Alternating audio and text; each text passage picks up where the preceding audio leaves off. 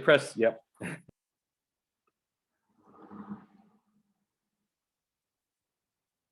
Hi everyone, good afternoon. You've all made it on a Friday afternoon. Thank you for joining us. And if you want to let us know where you're from, hi Alma, where you're coming from, maybe what language you teach, what do you do? That would be lovely to get to know you. Ideas of maybe where you come from, what you study, what do you teach, sorry, what you study, what do you teach, and maybe what part of the country or what country you're from, because I am French by birth, lived in England for a long, long time. Hi Vanessa, hi Joseph, French and Spanish from Liverpool. Oh, lots of Liverpool people today. A-level, okay. And hi Sam from Hampshire, lovely. German in the north of the country is popular. Hi Alison, hi Louise. Ealing, not far from me. Lots of Liverpool, excellent. Lisa, hi Lisa again. And Colchester, I trained in Chelmsford, so it's not too far. Hi Maria from London. Hi Jasmine, hi Sarah. Hi Gail. Lots of people. Oh, that's an interesting one. Birmingham, Liverpool. Liverpool is taking over the world today. Lots of people from Liverpool. Esperanza, good afternoon. Good afternoon. Lovely to meet you all. Bonjour Audrey from Croydon. And hi Asian. Lots of French teachers, German teachers, Spanish, fantastic. And Hereford, love it. Brentwood, I trained in Brentwood. I trained in Brentwood County High School, Solange. Which school are you in Brentwood? Not more Liverpool, Chinese as well, fantastic. Brentwood School, I know very well. Lovely cathedral there as well. Hi Liliane from Northampton. Good afternoon. French supply, we need you French supply teachers. We need you. Thank you so much. Okay, so welcome everybody. I hope you will find the session useful. My name is Juliette Claro. I'm assistant head teacher at a girls' school in West London. I trained in Brentwood County High School in Essex 21 years ago, a long, long time ago. In the meantime, I traveled. I taught French in Japan. I taught French in Alexandria as well in Egypt. I moved around a bit and then I came back to England. And now I was head of department for 10 years. And now I'm assistant head teacher in charge of teaching and learning. So I do kind of a lot of things, but I teach every single year group. I have a very heavy timetable. I teach year 9 and I've got 33 in my class. Okay, so I know, okay, I relate to all the things that you're going through. I know sometimes SLT don't always have that feeling of knowing what you're going through, but I do. I teach GCSE and A-level, so I have a very good understanding of the pressure and the frustration of teaching languages sometimes to our young, lovely ones. So I put my email address here and also my Twitter, and you can find me on LinkedIn as well. So if you have any questions, what I'm going to do as well is on the chat, I'm going to put now the link to my Google Drive. And in this drive, you will find some resources and the things that I'm talking about today. You can go and fish it all out if you want. I haven't uploaded everything, but I'm in the process of doing it, okay? And by the way, I have not invented everything in there. I have stolen a lot of things and adapted a lot of things. So the session is about how to help students help themselves and take ownership and also take your life back. Because what I find is we do a lot, we do 80%, and then 20% of the time they just sit and wait and expect the French or the German to come. And you know, there's a process behind it. Hi Marina, hi Leia. So lots of different tips. All the things I'm taking from here is lots of inspiration for Gianfranco Conti, and also from my colleagues, you know, I work with, and lots of resources that I have adapted from other colleagues and teachers. So, you know, you might have seen some of the templates before, but the point of this lesson is to understand how we can make students a little bit more self-aware and how to help themselves, so then we don't have to do so much work. Okay, so this is the point of this session. So what I'm going to do is I'm going to go through who I am and what I've done. This is me. This is what I've been doing for the last 20 years. As you can see at the end, I'm also a scuba diving instructor. And that will come handy in a minute when I'm going to talk to you about speaking, because there's a lot of things about teaching scuba diving that I find very useful in teaching languages. And the point of this for me is to make sure that we open the door for the students to get all the knowledge inside, but then they have to, we give them the key, but they have to open the door themselves and try to grow and understand the language. So I'll come back to the diving in a minute. So metacognition is a fancy word that is fashionable at the moment. It's not new, okay? We have done this for years, as that's what teachers do. It's just that they found a new funky name for it, but it's basically knowing what you know and not knowing what you don't know and how to fix it, basically. So a lot of examples and explanation from this is taken from the Language Gym, which is Gianfranco Conti's platform. Please go and have a look at the languagegym.com if you're not familiar with it just yet, but there's some really, really good resources.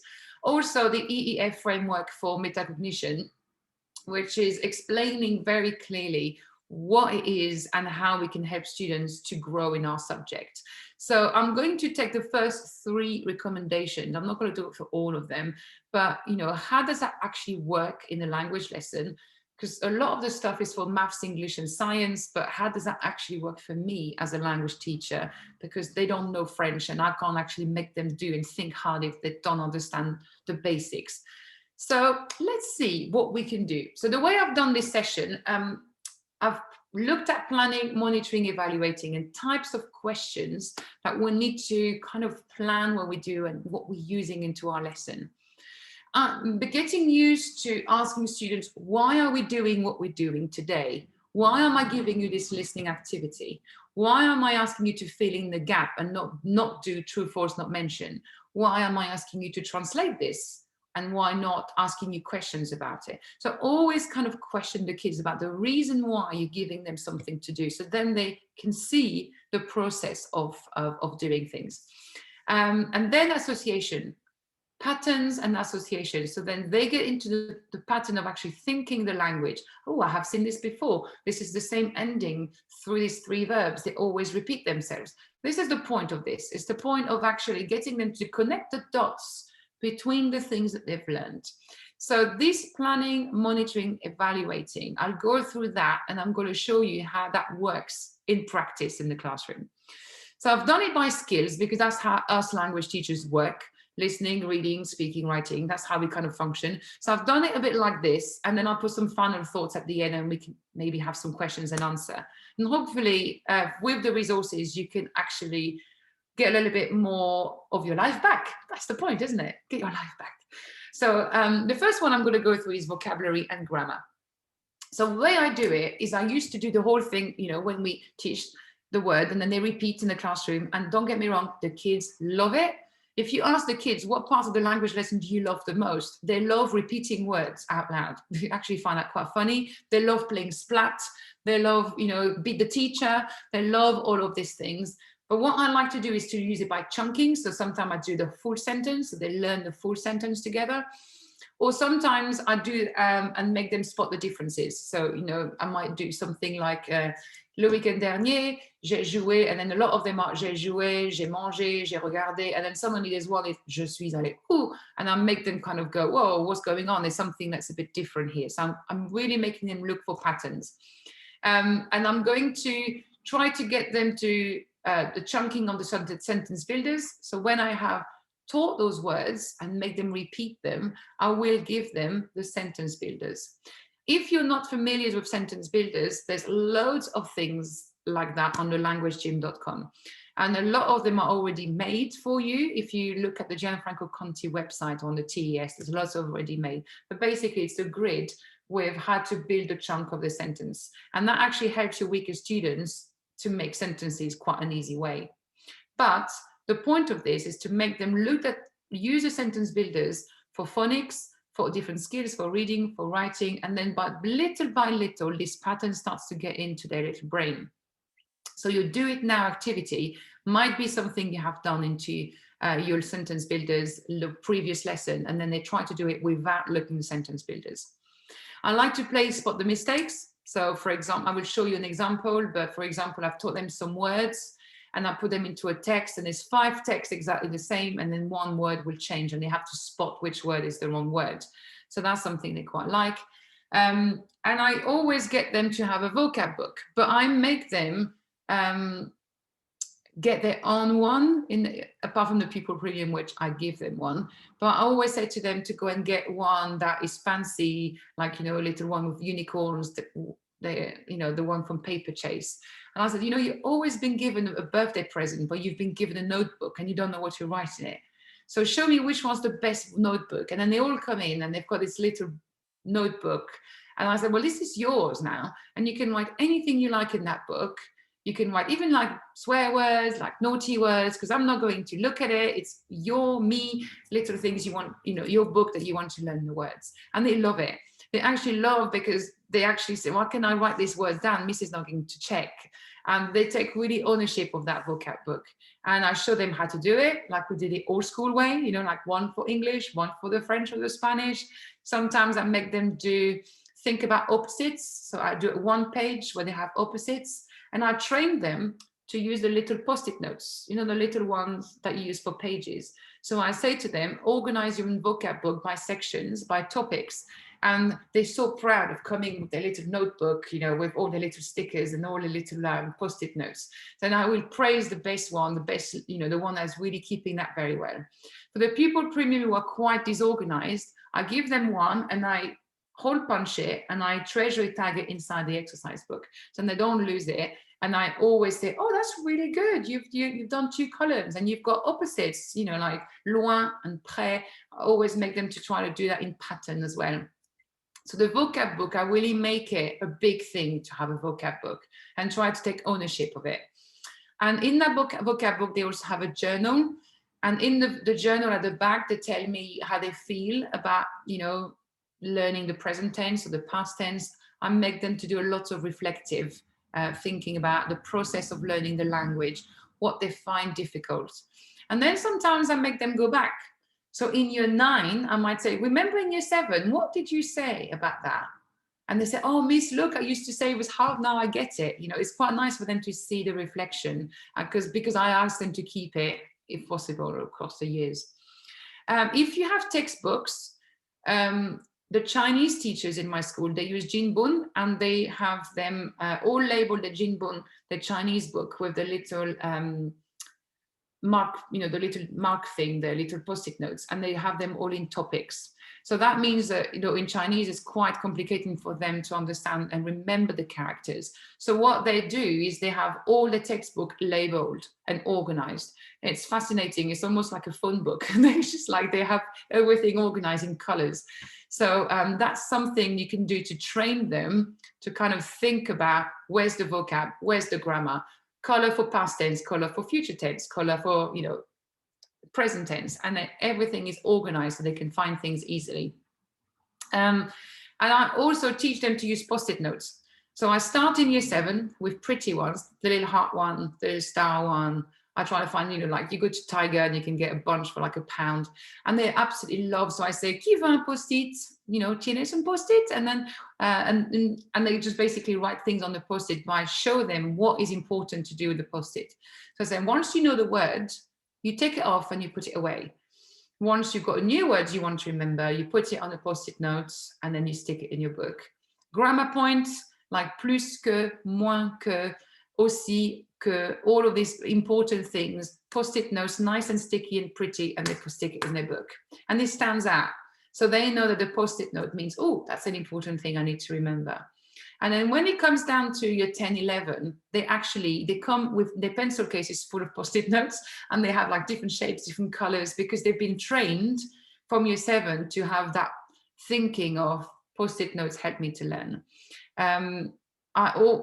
We do Korean as well in our school as part of the club. So they do Korean and they use the post-it notes around their mirror to learn how to do the characters as well. So that's quite good for Chinese, and for to actually have all the characters around. When they brush their teeth, they can see all the characters. So that's quite nice to get them to memorize it. And also, obviously, I always let memorize and Duolingo, but not everybody likes that. And there will be students who hate using them, and some students who absolutely love it. And some will love Duolingo, and some will hate it, and some will love memorize, and some will hate it. So I think the point is to give them a choice, give them a range of things, and then let them find what works for them. So my question for vocab would be, why am I teaching you this? And where is the connection with what we've learned before? If you see like prefix and suffix, what is the connection of emménager, déménager? What's the en and the dé? When you see that word, what does that mean at the beginning of a word? So teach them the pattern. When they write vocabulary, I say, where will you put that? Where's this going to go? Organize yourself. Where will you put this? And then you know where to find it next time. Or I would probably ask them, how is that sentence different from that sentence? And try to look at different tenses. So je mangerai and je mangerai sounds the same, but if there's an S at the end, it means different things. So I will always kind of go back and ask the question all the time about the vocabulary and the grammar. And ask them, okay, that's a good point. What are you going to do about it? Now you've understood this part, when you've answered the question. Now you've answered it, what are you going to do about it? And they go, oh, post-it note. And then they kind of get into the thing of putting it into a post-it note. So this is the things that I do for grammar and vocab. I really make them own it very quickly. And then I use retrieval challenge grids on lessons. I don't know if you use them in your school, but I can give you, I have a whole PowerPoint with about 15 of them. And you just copy paste it into your PowerPoint, and then all you need to do is to change the words. It's that simple. So give them 5 minutes and they have to get as many points as possible. And the point is for them to kind of look at the pattern from last lesson. Which word did I remember? Which one did I not remember? And I always put words that they've got wrong last time. So the answer, you put the answers straight. The next slide, put the answers up. Don't correct it with the kids, just give them straight the answer. And then you can say, right, which one did you remember? Which one did you didn't even try? Which one did you not even try to attempt? And then if they can tell you, well, I didn't try the blue one on the left corner because I couldn't remember the words. So I say, okay, so what are we going to do about it? And then you go, oh yeah, I need to remember. So they're going to mark it. So it's all about what you're going to do about it. How you're going to remember that next time. So give them that chance to kind of really move themselves forwards. And in terms of vocabulary, I always try to teach it in patterns. So like opposites, maybe, or synonyms, word that sounds the same, homonyms. So when I do like a retrieval practice, there's always some sort of connection that they will have to do. So this one is quite an example that I did with year 10, where they actually had to find opposites. So it's not just memorize the word from last lesson, but also, can you remember the opposite of these words? Or maybe a synonym of these words. So that could work quite well. And this is the sort of thing I do at the end. So once they've remembered, they've done the correction, I always ask them to write down, what did you get wrong and why did you get it wrong? And I make them write it. They have to write, some sort of reflection. So I remember to add my E when writing in the past tense because they forget the E accent. So this girl probably wrote j'ai poireauté une heure instead of j'ai poireauté une heure. So it's about like, remember, what did you get wrong? So she must have done that, I think, in her vocab book, because she didn't correct in green pen, but she wanted to have it perfect. This thing with girls, it has to be perfect. Map out knowledge. I like these little things that I use them quite a lot. At the end of a topic, maybe, it's like on A3 paper, and I give it to them, and then everything you can remember about this topic. Or you could do that at the beginning of a topic in year 10 or 11, when they've done it before, maybe in year 7 or 8, with the words, and then they have to put them in sentences. And what they do, when they finish, they pass it on to someone else. They pass it to 3 people around them. So they add things to it. And when it comes back to them, each box is filled in with something. So the idea is for them to kind of review learning, maybe be a bit of a magpie, go and steal things from other people, maybe, like this sort of ideas that you can actually nick some stuff from other people. It's not just me, learn from other people. So that's quite a nice way to do it. I would also do that with mind maps. So on Monday, I'm reviewing, that whole topic about healthy living with year 11. So my starter would be something like la santé. And they have to put like as many words they can remember linked with la santé, and then they pass their book around and everybody chips in and add things to their book, and then eventually they'll get the book back, and then they'll have something that has loads of words in it. So that's a nice way to kind of get them to realize how much they remember. Now, in terms of load, cognition load, how much do you understand? How much do you know?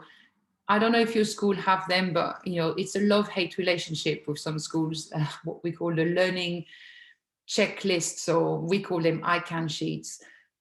I personally hate them in the sense that you cannot quantify how much you should know about a topic in the language, because there's always so much you can teach. But the kids really love them. If you don't give it to them, they go, Miss, where's the I-CAN sheet? Because what they like about it is they like to know that we've covered it, and they also like to rank themselves, to feel about how do I feel about this. So this is a picture I took on last week. So clearly we haven't finished the term. We still have we're still halfway through the term with it, but they like to get back to it and evaluate. And if they are amber, I always say, how are you going to turn that green? What do you need to do to make it green? So it's something that I use all the time. It's a departmental policy. You can borrow the templates, and what we've done is basically we take our scheme of work and we make it child friendly, and it's just for them to understand what they're covering and what they need to revise for each assessment or tri-weekly assessment. It's that simple. And to be fair, this is what I use now to plan my lesson, because it's much easier than a scheme of work. So I just look at the I-CAN sheet and oh, okay, now we're doing this. So it's actually quite helpful for the teacher as well. But the students really like this sort of thing. This is the A-level version, so specific to a grammar, a gap analysis that they did in September. These are the bits of that were in like the tests, and then where to fix it. I give them the YouTube clip. So if they were, really struggling in September with IR verbs, for example, they have the electronic version on Google Classroom, and they can just click and watch the YouTube clip. And then once they've done it, they tick it. So I check in A-level the independent learning log, the study period. So they have that for all the grammar things that we cover. They rag it, and if it's red, if they get like a low score on something, they can go and check it and they can go and fix it themselves. That's something that I nicked from the maths department because they use Maths Watch. So again, you see, I'm telling you, I'm stealing stuff from left, right, and center all the time. This one is for year 11. It's the self-trackers. It puts the responsibility onto them. So I put lots of exam questions on Google Classroom with the mark scheme. And I say to them, I'm not going to check that you're doing them, and I'm not going to give you detention if you're not doing them. You do my homework, good. But if you do extra, even better, because that means you'll get a better grade. So they have to keep a log of these, of what things that they do to, basically get a higher grade. And it's quite powerful for conversation with parents, because you could say, well, clearly, she hasn't done very much. So this is in the folder, and I asked them to keep up to date with it. So on the Monday morning, I would say, what have you done this weekend? Color code it. What have you done? And sometimes they just, if they try to cheat, to be fair, I'll know, because I know who is likely to do stuff and who's not. But sometimes it's surprising, actually. It's quite interesting to see that before the mocks, it gets lots of colors, lots of colors before the mocks. But give them the tools in advance. So give them past papers with mark scheme, give them the answers for them to check the answers, give them memorize, access to Seneca Learning, access to all of these platforms, and give them the tools and let them manage what they need to do. And then you praise them, or you give them sweets for those a little bit slow at doing things. So, I like a good bit of a bribe. Bribe works quite a lot with year 11s and 12 and 13, to be fair. Okay, so moving on to listening. So this is for the year 11. So these are just self-trackers. They're quite handy to have. I will put the template in my drive, so you can just print it if you want. For listening, now it's always the most dreaded skills for students. They hate listening because it's very scary for them, because it's only twice, they can only hear it twice, and they really panic. So I try to focus on phonics as much as possible. And I try to use the textbook listening file, because I have them, but then I change the activities. So I would probably do like a gap fill activity, or maybe I might use a short clip for example, Entre les murs, you know, like the film Entre les murs, or maybe I would use like Coco, the movie, and I would basically check a short clip with the dialogue, and I will take words out, and they have to listen to the word that they think is missing. It works better in Spanish, actually, because the words are actually far easier for them to listen to. And the French is hard because there's so many things that they can't understand, the silent letters. But dictations are fun too. And what they really like is to make it the French way. So you do it as a fun activity where everybody starts with 20 points, and then you teach them one accent is half a point, spelling mistake is -1, grammar mistake like ending wrong, that's my -2 points. Towards the beginning of the year, they go like -50, -30, and then as they do the dictation, they, oh, miss, I'm positive, I got 0. And they're all excited because, you know, they're seeing that they're making progress. So if you make it fun and try to encourage them to take the ownership on them, to mark themselves. So you do the dictation from a short text, you put the answer up, and they have to mark themselves. And every time they have a mistake, they take the points away from 20. It's like in France, so you mark out of 20, and they absolutely love doing this. They're very competitive, but it really teaches them to listen for the actual phonics and making sure the agreements goes, and you can say to them, attention à l'accord, be careful to the agreements with these words because it's feminine. Oh yeah, it's feminine. Remember the endings to it. So it's quite good fun for them, and they quite enjoy doing that.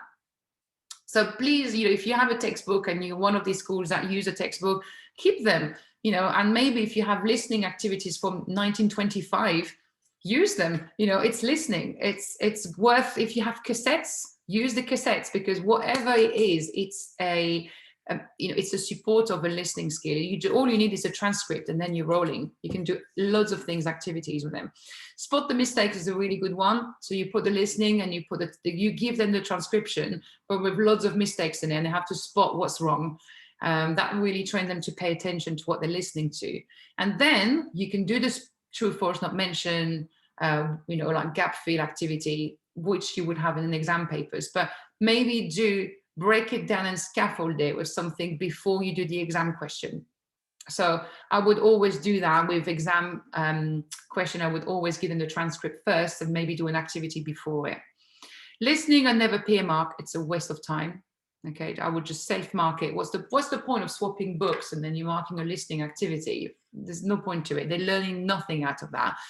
I would probably just mark your own, and then I would then ask, where did you get it wrong? And where did you lose point? Did you get stuck with the polluters, the extra information that you didn't need? Does that confuse you? And always spend a bit of time in my lesson to ask them, why was that difficult? How difficult was it? What part was more difficult than the other? So I really try to get the dynamic of my class, and ask them, you know, what are you likely to do differently next time that you do a similar activity?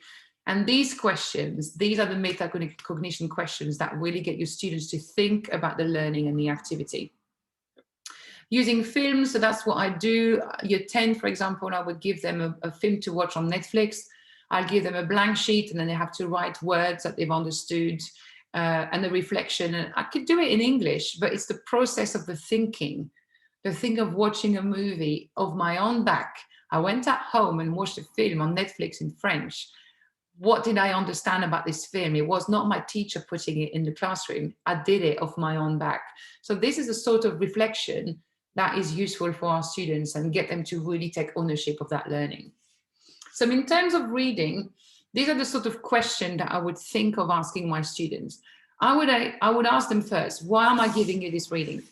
Why am I giving you this task? What's the point of this activity? And I would probably ask them, you know, what sort of question could I ask you? I would give them the text without the questions. And I might say, what question do you think Miss is going to ask you to do with this text? You know, and it's kind of nice because sometimes you can make them do exam questions. You give them a text and then they can make up the question themselves. Look for the new vocab. So I will always say, highlight the words you understand. And then once they understand more, like 70% of what they don't understand, generally, they get a little bit more confident. So it's kind of nice. Okay, highlight what you understand, go for it. And then new words, awesome. What are we going to do with it? What are we going to do with these new words that we've learned? So maybe they say, oh, vocab book. What was my vocab book? Use them in a sentence, use them in a sentence, a funny sentence, or something a bit out of far-fetched kind of idea. Or I would probably make them do, does this word look familiar? If it's a cognate, for example, a word that look like English, maybe. Or is there something we've seen before, like emménager? That looks like ménage, emménager, something to do with work, housework, house, and try to get them to put the dots together so then they can understand without you behind them all the time. So spot the mistakes. I'm going to show you an example now. Oh, that's actually a poem that I use. So this is like the puzzle translation. That's quite nice to use. They have the target language on one side, the English on the other side. And then basically what you do, you give them half of the word are missing and they have to fill in the gaps. So they know the French, but they don't know the English and vice versa. So that's quite a nice little task to do with them. With a reading like this, I noticed my year 9 all watched Lupin on Netflix. They all watched it off their own back. I didn't ask them to do that, but one of them spoke and, you know, they listened to each other and they kind of liked Lupin. So what we did is we kind of read this text and I told them at the end that was actually taken from, you know, Le Figaro, I can't remember. And they said, oh, wow, yeah, it was a real article. I didn't dumb it down for you. It was actually a real article. So you see with this one, it's more like, highlight the past tenses. Which word can you recognize? They've done some past tenses. Highlight the superlatives. They've done superlative, the previous topic, le plus, la plus. So they can highlight and find. So revising, reviewing prior knowledge. And then find words, you know, in the text, French for characters, French for, you know, platform, success, and so on. Then what I did is I did comprehension questions, of course, but then I gave them to watch the trailer. And with the trailer, I gave them the transcript and they had to kind of look for the word that they were hearing. So they had to, it was the Lupin trailer on Netflix in French, and they had to basically put the word that they've heard into the gaps. And then the last task was, which of these sentences you've heard is in the past tense? And then they had to highlight it and explain to the partner. And they did, okay, 30 seconds, explain to your partner, why is that in the past tense? And then explaining the why. This is the bit that's interesting, because if they can explain why that is past tense, you know that your students have understood the reason. This is spot the mistake. You could do that with loads of activities, listening as well. Basically, you take a text, 5 texts the same or 4 texts the same, and they have to spot what is the word that's missing that is different. And you can make it as hard as you want, but that really helps them to recognize word and reuse prior knowledge. So I'm going to speaking, I'm going a bit fast here, but if you see the pictures on the right-hand side, this is a student. If you learn to scuba dive, I don't know if one of you have learned to scuba dive, but we teach our students how you call, thank you, just Laila, I've just seen on your PLCs, yeah. We teach our students to be completely neutrally buoyant, so they don't kick the corals, they don't kick the bottom, just because they don't want to hurt themselves, but also because they don't want to damage the environment, but also because they don't want to use too much air. So having what we call a good trim, as in being completely horizontal in the water, will really help with your air consumption, and it helps with the environment, and it also protects you from being stung by random pieces of corals.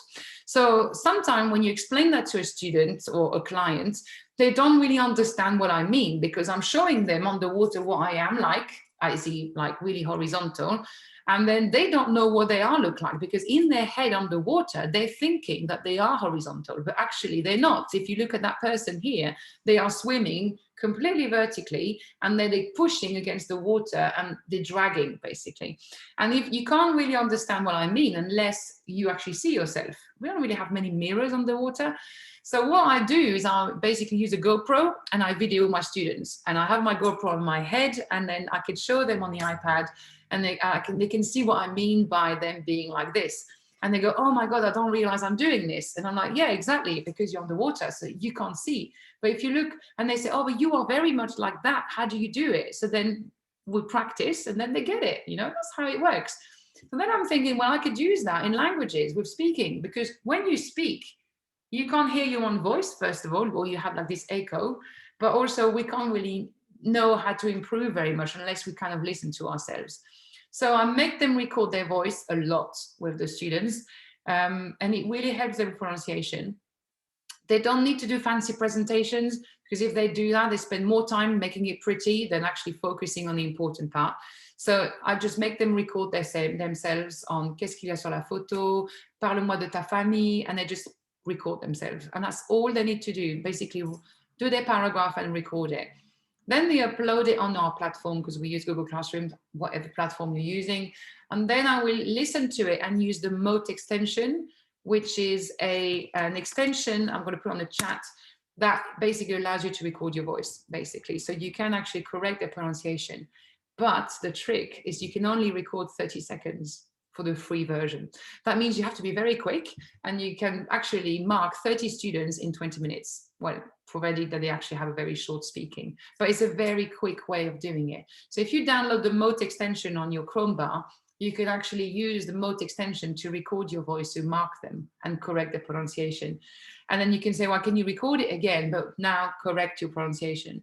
So that actually helped them a lot with the confidence, but also they're not doing it in front of someone, they're doing it at home, you know, in the comfort of their bedroom. By the way, that came from lockdown. That I got that from doing this during the COVID, and actually I'm going to keep that for sure, definitely. And hot seats, obviously, and this one I use sentence builders. So they have the sentence builders in front of them, and I would say to talk for like 3 minutes in front of their partner, and the third person is the detective. So one talks, one's listen, active listening, and then they ask questions, and the detective listens to pronunciation, they listen for you know, the time reference, frequency words, what your success criteria are. So having that detective allow the students to concentrate on just what they've got to do, but not overloading too much. Yeah, it's actually quite handy. And then they turn around. So they're in freeze. So one is a detective, one's asking the questions, and one's answered the question. Then you make them turn around. So everybody's a detective at least once. And it allows them to really kind of offload the task. It's a bit like a pilot trying to land a plane with too many information. It's quite dangerous. So doing a speaking activity could be quite daunting. So if you kind of offload the pressure and someone else takes notes, that's actually make them quite relaxed about the whole process of doing things. And obviously I get them to prepare for homework, and then they kind of prepare the speaking. Oh no, why? GDPR. We don't have that problem. GDPR. I would like you to explain to me the problem with GDPR, because they don't take. Okay, I'll have to check that, but you know, we've been using it and we haven't had any problem. Yeah, it does. And there's lots of things that integrates with Google, but you sign agreements with your domain with Google. So you need to go back to your IT manager, because when your school has signed agreement with Google, the agreements of the domain goes as a whole domain. So that's something you might want to yeah, sorry. Maybe there are other ones, maybe like voice recorder, that you could use perhaps. I mean, it's weird because it's integrated with Google and you've signed an agreement with the domain, so it's kind of a bit strange, but hey. And obviously one-to-one rehearsals. So that's for maybe the lower school. If you have a language assistant, great. But I find if I delegate to my language assistant, I don't know what they're doing. And I'm like a bit of a control freak, that sort of thing. So I like to see them and do a bit of rehearsals. So because you don't have time of your life, you want your life back, what I do is I do what we call the old carousel lesson. So I have them 5 in front of me doing speaking, and I can listen to them and give them some verbal feedback, whilst the rest of the class is doing something else, and then everybody rotates. So that means in a lesson, I can see 6 students for a good chunk of 15 minutes, and then everybody moves around. So that's something that I could do quite easily without overloading me too much. If I have 33 kids in the classroom, it's very hard to do speaking and to trust, that they're actually marking each other properly. So the carousel actually worked quite well. And I use that quite often with them. Questions to ask. Why am I asking you to do this? Why is this a good piece of speaking? They're very good at spotting mistakes, but you listen to yourself again. Why is this a good piece? Why is this good? And what can you improve about it? Improve your pronunciation. What do you mean? They write that, improve my pronunciation. What do you mean? What sound? give me an example of the sound you want to improve, and then let's practice it in one-to-one. Or what is the difference between e and e? The e, there's different sounds. So, and how will you fix this? How can you improve this? And they say, oh, I don't know. Listen to you, miss. Okay, well, listen to me. Let's do this together. So e, e. And how can you write it in phonics, so you remember the difference of the sound? So give them the tips for them to get really to nitty-gritty of what do you mean by improve our pronunciation. It's a rubbish comment to write in your progress sheet. Improve spelling. What does that mean, improve spelling? It's totally rubbish. So really ask them, what is it that you want to improve? How are you going to improve it? Now, writing. This one I like is the reflective writing. I do that every fortnight. So I only have 3 lessons a week. So I have a double on Tuesday morning, and then I have a single on the Thursday. So on the Thursday, every fortnight, they do what we call a reflective writing. So I give them a topic of they've done in the past, and this is what it looks like. Okay, so they have 15 minutes if it's a 90-word question, or they have maybe like 40 minutes if it's a 150-word question.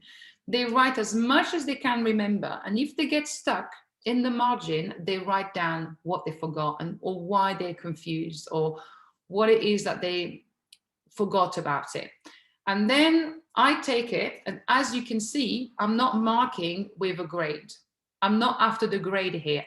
My point of this exercise is to get them to how much can I write in exam conditions without using Google Translate or a dictionary or my notes even. So the point is they have to reflect on it, and they have to say, well, I forgot. This one's quite good because she's actually writing, I forgot how to say blah, blah, blah, or I forgot how to spell this word, or I forgot the ending of this word.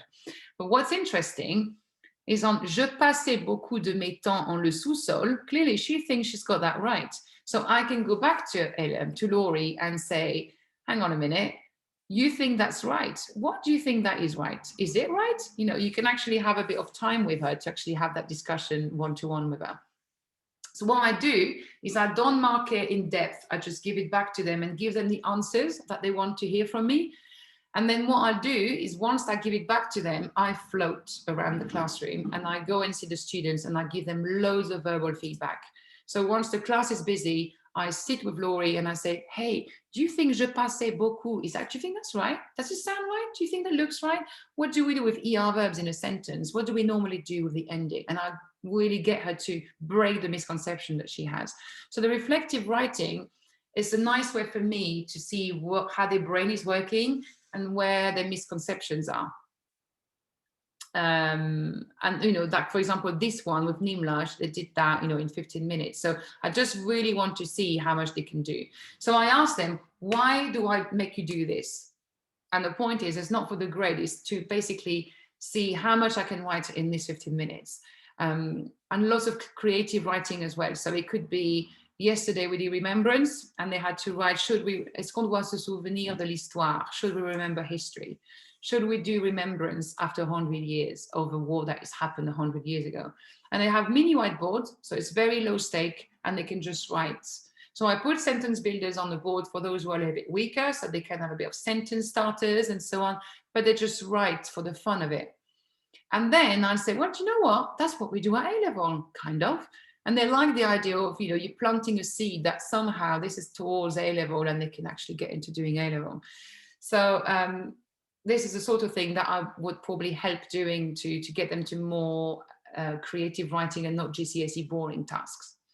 The other thing that I would avoid doing is to demonize Google Translate, because they all do it. They all use it all the time. But what I would say to them is, if you use Google Translate, highlight the word that you've Google translated and tell me why you Google translated that piece. Highlight it. So that looks a bit like this. I don't know if that one is there. Did I actually put it? I can't remember if I did. Did I put that? Hang on. I think I did. So basically what the students do in their homework, they would highlight the word that they've Google translated, and then they would, and I said, what do you do with that word? Are you just going to Google translate it and that's it? I mean, you made the effort to go on Google Translate. If it makes sense, awesome. If it doesn't make sense, what have you learned from it?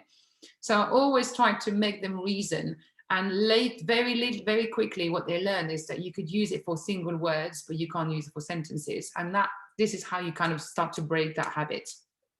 And then I never underestimate the time they need to do that reflection and that reflective journal that I told you about in the notebook. It's really, really important that they do that. The essay strip is this one. I use a lot in A-level, but sometimes for weaker students at GCSE, I give them the pattern on the right-hand side, and then they write the essay. So for the year 12, when they start writing essays, it helps them to start structuring things. And I highlight the good bits. So then they know that all the things that I highlight are actually good things they can reuse. And if I don't highlight it, there might be things they need to correct or improve. And then I will ask them, look at the pattern of your mistakes. What seems to be the issues? How are you going to fix those issues? I don't want to see the same mistakes again. There's one thing that I forgot to put is like, you know, when they say beaucoup de, or when they say de le or à le, I put a cringy face. I put like I draw a little cringy face like this, and then they automatically know it makes me cringe. And once they see that, oh, miss, I completely forgot. Yeah, de le is du. Sorry, miss, you know. And it's something like a mnemonic that they will associate that de le with my cringy little emoji. So that's something that works with them like quite well. And then I will pick all the mistakes that they do, and I will do a whole class feedback. And I would say things like, what's the difference between je mange and j'ai mangé, or je, j'ai, je mangerai, je mangerai. So instead of marking everything all the time, I would pick a few and then actually address the whole class and say, then now we'll go back and do it and go and improve it. Or I would say, if you wrote je mangerai, what if I take the S off? What would that mean instead? So there's this sort of thing that I would always kind of ask them the questions. This is a dirt sheet. You probably have seen it before, but you know, I make them do that religiously, and I will make them in the improvement task. I make them tick what they've done. So this is what they've done last week. So this is year 11, and they basically have to tick the bits that they've done so I can see. And then they do the trackers as well, like the one that I showed you. So that's the sort of thing that I would make them do. And this at A-level, this is the funny thing, is we're not supposed to use this for A-level, but they ask me to, because they've been using it for so many years. Now they like it, and they say, Miss, can we have the Simpsons sheet? I'm like, okay, fine. So this is year 12.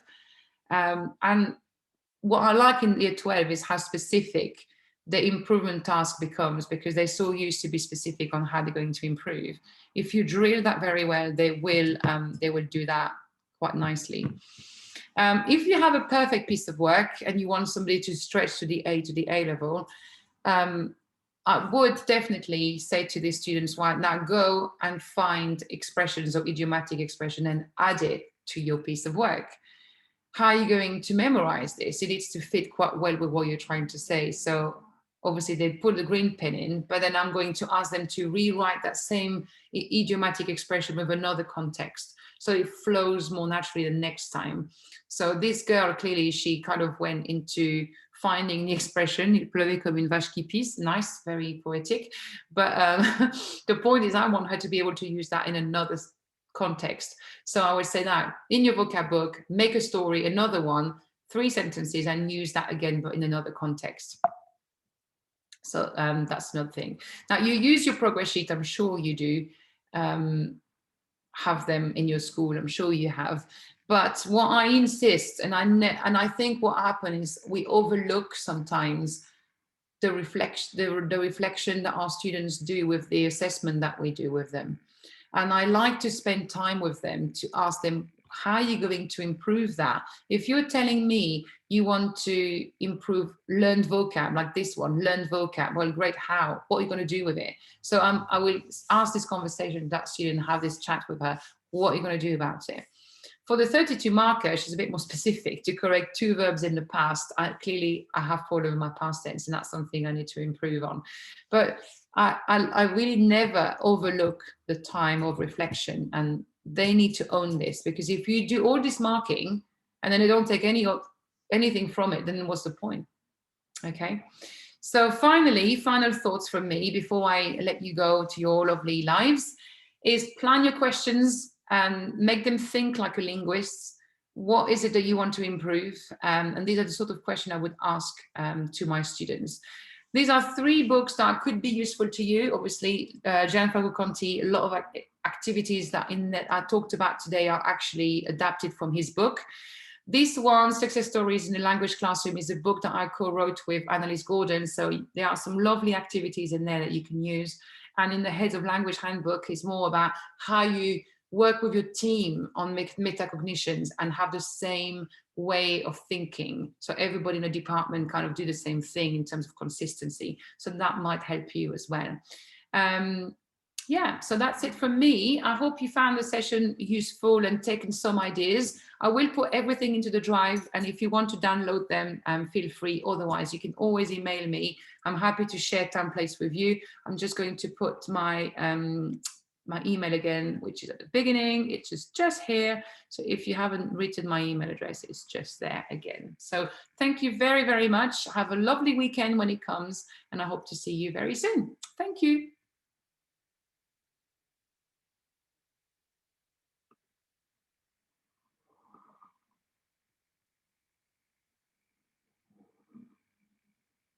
Merci. Au revoir.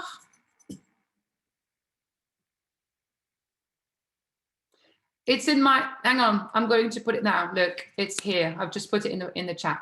There you go. There you go. De rien. Au revoir. Bon week-end.